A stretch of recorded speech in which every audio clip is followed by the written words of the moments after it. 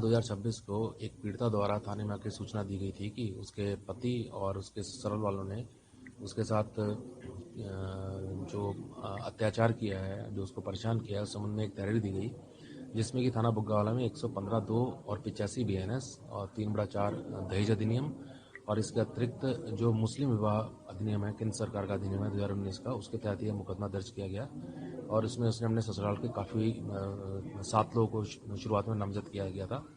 और इसका तफ्तीश के दौरान ये पाया गया कि इसमें जो हमारा UCC जो एक्ट है, जो राज्य सरकार ने जिसको लागू किया है, उसके तहत भी इसमें आरोप बनते हैं। तो उसमें UCC के 32 का सबसेक्शन 1 का भाग 2 और 32 सबसेक्शन 1 का भाग 3 इसको ऐड किया गया और कल इसमें चार्जशीट दी गई है। इसमें इम्पोर्टेंट ये है कि ये उत्तराखंड राज्य में पहला केस है जिसमें कि UCC के तहत कार्रवाई, जो यूनिफॉर्म सिविल कोड लगा है, उसके जो उसमें पीनल एक्शंस हैं जिसमें सजा का प्रावधान है, उसके तहत ये कार्रवाई की गई है। टोटल 9 अभियुक्त हैं ये। जी, ये एक्चुअली UCC में प्रोविजंस हैं। वैसे तो जो मुस्लिम विवाह अधिनियम 2019 है केंद्र सरकार का, उसमें भी ट्रिपल तलाक के खिलाफ कार्रवाई का प्रावधान है और जो UCC एक्ट हमारा राज्य सरकार का है, इसमें भी प्रावधान है और साथ इसमें हलाला का प्रावधान भी है।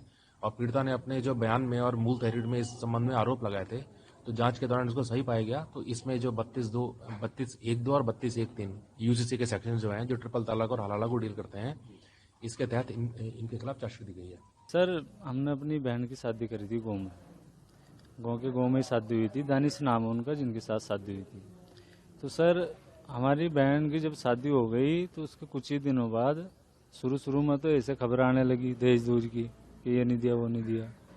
फिर बाद में ये दिक्कतें बढ़ती गई और फिर सर इसने अंदर खानी कई दफ़ा हमारी बहन को तलाक दी है कि मैंने तुझे तलाक दे दी और अब हमारे इसमें तो ये है कि कहीं और तुझे शादी करनी पड़ेगी, कि फिर मैं सोच लूँगा रखूँगा कि नहीं रखूँगा। बात ये सर, ये हलाला के लिए फोर्सेस करते थे हमारी बहन को और सर इनने तलाक भी दी हमारी बहन को, ऑन पब्लिक भी दी, यहाँ गाँव में तलाक दी है। और सर दूसरी बात ये कि हम ये चाहते हैं इसमें, हमने थोड़ा पढ़ा भी है, अब UCC कानून आ गया और उसी के तहत ही मुकदमा भी हुआ। तो UCC कानून जो जिन्होंने लिखा, उनका मन्नू गौड़ नाम है उनका, मन्नू गौड़ साहब, मैं उनका बहुत बहुत शुक्रिया अदा करता हूँ। उनका बहुत योगदान है इसमें और उन्होंने बहुत मदद करी है हमारी। और माननीय श्री पुष्कर सिंह धामी जी का भी मैं शुक्रिया अदा करता हूँ कि उन्होंने महिलाओं की सुरक्षा के लिए ऐसा कदम उठाया, राज्य में UCC लागू करा।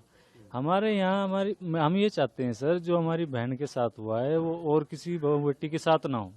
हमारे यहाँ पता नहीं कितनी बहन बेटियाँ इस चीज़ का शिकार होकर अपने घर बैठी है, पता नहीं कितनियों की तलाक हुई सर, कोई वो नहीं, कोई सुनवाई नहीं, कोई पूछता नहीं। मतलब सर हम ये चाहते हैं ऐसा ना हो, ये जो कानून आया इसके तहत इन पर कार्रवाई हो, हम ये चाहते हैं।